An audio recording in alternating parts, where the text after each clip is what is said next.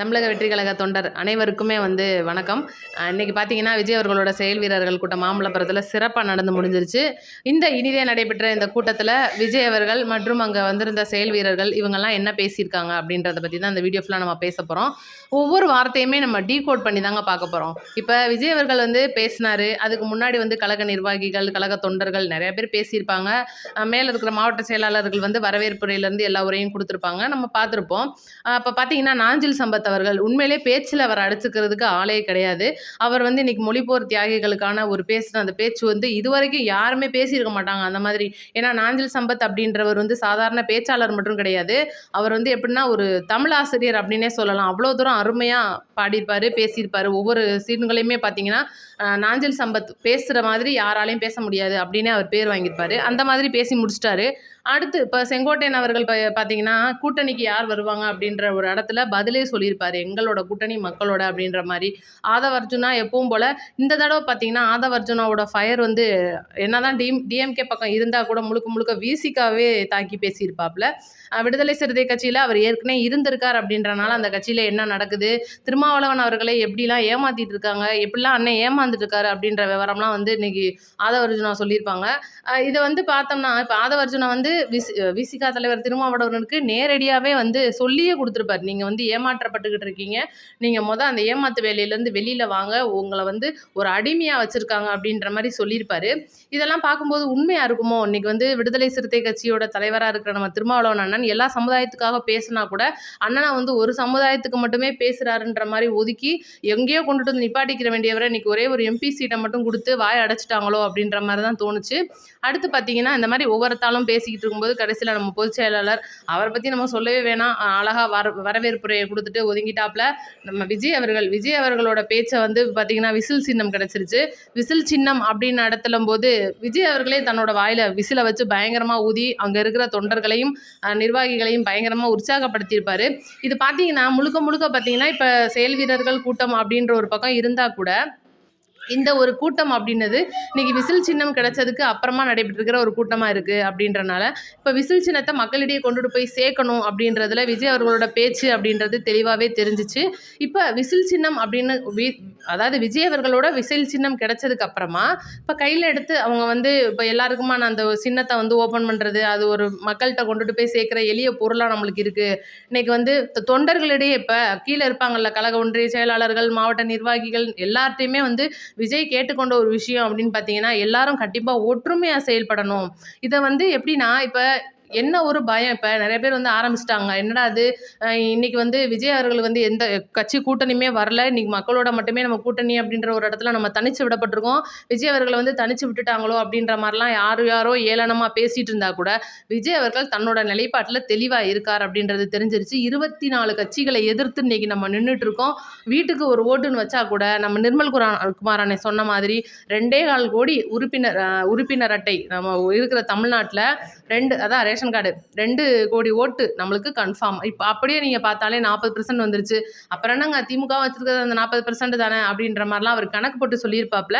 கண்டிப்பாக அது உண்மைதான். இன்னைக்கு என்னதான் வீட்டுக்கு ஒரு ஓட்டு அப்படின்னு வச்சிருந்தா கூட ஒரு உதாரணத்துக்கு அவங்க சொன்ன ஒரு ஓட்டு அப்படின்றது இன்னைக்கு பார்த்தீங்கன்னா, காலேஜ் மாணவர்களிடையே பார்த்தீங்கன்னா, அதாவது முதல் வாக்காளர்களாக வரவங்களாலும் சரி, 2வது முறை ஓட்டு போடுற அந்த இளம் வாக்காளர்களாக இருந்தாலும் சரி, முழுக்க முழுக்க விஜய் அவர்களுக்கு தான் ஓட்டு போடுவேன்னு ஒவ்வொரு இடத்துலையும் அவங்க பதிவு பண்ணிக்கிட்டே இருக்காங்க.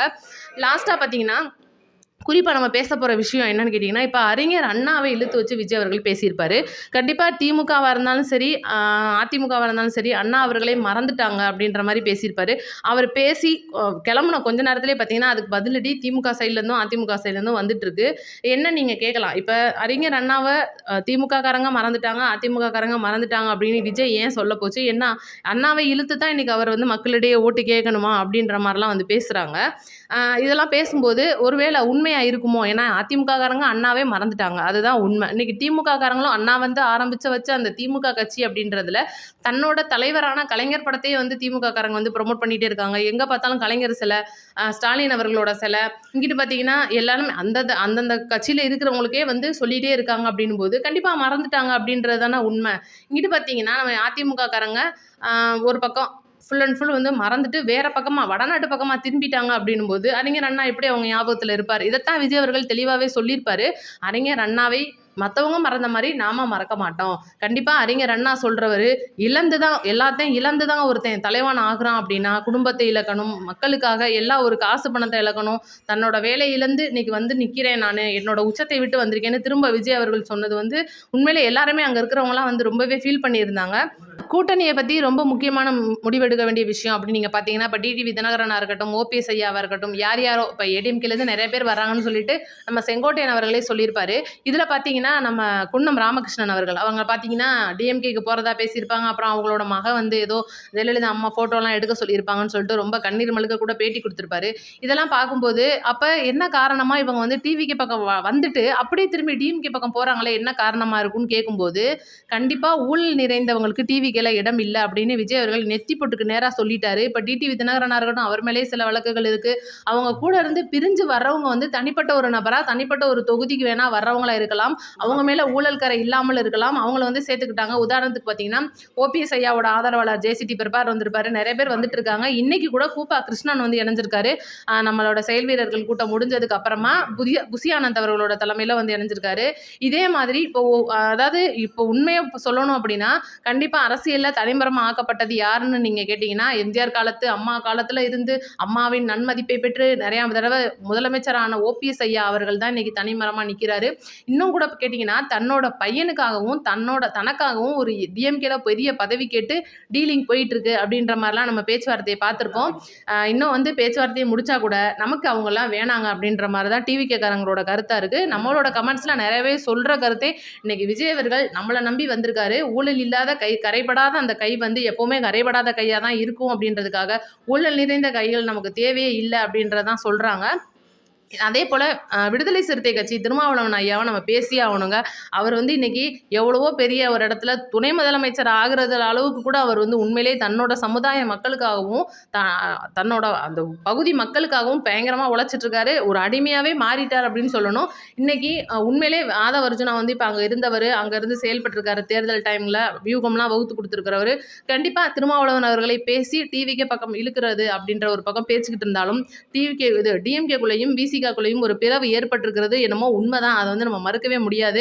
அதே போல் சீக்கிரமாக திருமாவளவனர்கள் வந்து டிவிகளை இணைகிறதுக்கு சாத்தியக்கூறுகள் இருக்குன்னு சொல்கிறாங்க. ஆதவர்ஜுனாவும் அதை உறுதிப்படுத்தியிருப்பார். இந்த மாதிரி வந்து ஒவ்வொரு பிரச்சனையும் போயிட்டு இருக்கும்போது அறிஞர் அண்ணாவை இழுத்து வச்சு பேசுகிறாங்க, ஒவ்வொரு ஆளையும் வந்து இழுத்து வச்சு பேசுகிறாங்க. இன்றைக்கி விஜய் அவர்கள் திரும்ப தீய சக்தின்னு சொல்லியிருப்பார். கண்டிப்பாக ஊழல் இல்லாத தமிழ்நாட்டை உருவாக்கணும் அப்படின்றதுல இன்றைக்கி தமிழக வெற்றி கழகம் முதல் இடத்துல உழைச்சிக்கிட்டு இருக்காங்க அப்படின்றது உண்மை. நேற்று வேற சின்னம் கிடச்சிருச்சு. உண்மையிலே ஆதவர்ஜுனா சொன்ன மாதிரிங்க இது வந்து உண்மையிலே எப்படி நடந்த மிராக்கிள் அப்படின்றது தெரியல. ஏன்னா யார் ஒருத்தருக்கும் அவ்வளோ சீக்கிரம் நடக்காது. உண்மையிலே விஜய் அவர்களை பிடிச்ச போய் ஒருத்தர் தேர்தல் ஆணையத்தில் இருந்து சைன் போட்டு கொடுத்த மாதிரி அந்த மாதிரி தான் இருந்துச்சு. ஆனால் நிறைய பேர் சொல்கிறாங்க இதெல்லாம் இல்லைப்பா, அதெல்லாம் நீங்கள் பணம் கொடுத்து வாங்கியிருப்பீங்க, உங்கள்கிட்ட இருக்கல அதை பணமா அப்படின்ற மாதிரி. அப்போ அவங்க என்ன சொல்ல வராங்க, தேர்தல் ஆணையம் பணம் வாங்கிட்டு தான் வேலை பார்க்குதோ அப்படின்னு சொல்ல வராங்களோ என்னமோ தெரியல. ஏன்னா ரெட்டலைக்கு பணம் கொடுத்து போகிற கட்சிலாம் போயிட்டுருக்கு. ஏன்னா ஓபிஎஸ் இபிஎஸ் வந்து பிரச்சனை வந்துச்சு, ரெட்டலை உனக்கா எனக்கானலாம் பேச்சு நடந்துச்சு. இங்கிட்டு நம்ம டிடிவி தினகரன் வந்து குக்கர் சின்னத்துக்கு போய் பேச்சு அந்த ஆர்கே நகர் தொகுதி எல்லாருக்கும் தெரியும். அதுக்கு பயந்து தான் இன்றைக்கி போய் பிஜேபிலே வந்து சரண்டர் ஆகிருக்காப்புல. இதெல்லாம் நம்ம பேசும்போது இதெல்லாம் ஒரு மேட்டரே கிடையாதுங்க. அழகாக சின்னம் வந்து ஆண்டவனால் கொடுக்கப்பட்டது. இந்த விசில் சின்னம் வந்து இன்றைக்கி டிவிக்கேக்கு இந்த சின்னம் தான் தொடரணும் அப்படின்றவோட மக்கள் ஆசையெல்லாம் வேற சொல்லிட்டு இருக்காங்க. கண்டிப்பாக விஜய் அவர்கள் தன்னோட வாயில் இன்றைக்கி விசிலை வச்சு ஊதி மக்களிடையே அந்த விசிலை கொண்டுட்டு போய் சேர்க்கறதுல கழக தொண்டர்களை பயங்கரமாக உழைக்க சொல்லியிருப்பாரு. ஒத்துமையாக செயல்படணும், செயல்பட விடணும் அப்படின்னு சொல்லியிருப்பாரு. ஏன்னா செயல்பட விடுறதுன்றது மாவட்ட செயலாளர்கள். இதுலேருந்து நம்மளுக்கு தெரிய வர்றது என்னன்னு நீங்கள் கேட்டிங்கன்னா, இப்போ மாவட்ட செயலாளர்கள், துணை ஒன்றிய செயலாளர்கள், கழக செயலாளர்கள், சின்ன சின்ன பதவியில் இருக்கிறவங்க, வட்ட செயலாளர் அந்த மாதிரிலாம் இருக்கிறவங்க வந்து பார்த்தீங்கன்னா மாவட்ட செயலாளரோட லைட்டாக மனக்கசப்பில் போயிட்டு இருப்பாங்க. இது வந்து எல்லா கட்சியிலும் இருக்கிறது உட்கட்சி பூசல்னு சொல்லலாம். அப்போ சின்ன சின்ன மன வருத்தம், நான் தான் செய்வேன், நீ தான் செய்வேன், நான் தான் துண்டு போடுவேன், அந்த மாதிரி சின்ன பிரச்சனை உட்காந்து பேசினா சரியாயிரும். அந்த மாதிரி பிரச்சனைகள் இருந்தால் கூட அதெல்லாம் ஒதுக்கி வச்சுட்டு நீங்கள் வேலை பார்க்கணும், கட்சிக்காக வேலை பார்க்குற அந்த 3 மாதம் தான் இருக்குது, 3 மாதம் கூட சரியா இல்லை அப்படின்னு தெளிவாகவே சொல்லியிருப்பாரு. அதனால இன்னைக்கு விஜய் அவர்கள் சொன்ன மாதிரி எல்லாரும் ஒத்துமையாக செயல்பட வேண்டிய நேரம் வந்தாச்சு. கண்டிப்பாக சின்னம் கொண்டுட்டு போய் மக்களிடையே சேர்க்கறதுல இன்னைக்கு தமிழக வெற்றி கழகம் மும்பரமாக இருக்காங்க. எல்லாருமே வந்து வாரியர்ஸ் அப்படின்ற ஒரு இடத்துல விஜய் அவர்கள் தெளிவாகவே பதிவு பண்ணியிருப்பாரு. நம்மளோட சேனலை பார்க்குறவங்களும் நிறைய பேருக்கு அதை ஷேர் பண்ணி விடுங்க. கண்டிப்பாக விசில் சின்னம் மக்களிடையே போய் சேரட்டும். உங்களோட கமெண்ட்டையும் சொல்லிடுங்க. அனைவருக்கும் நன்றி, வணக்கம்.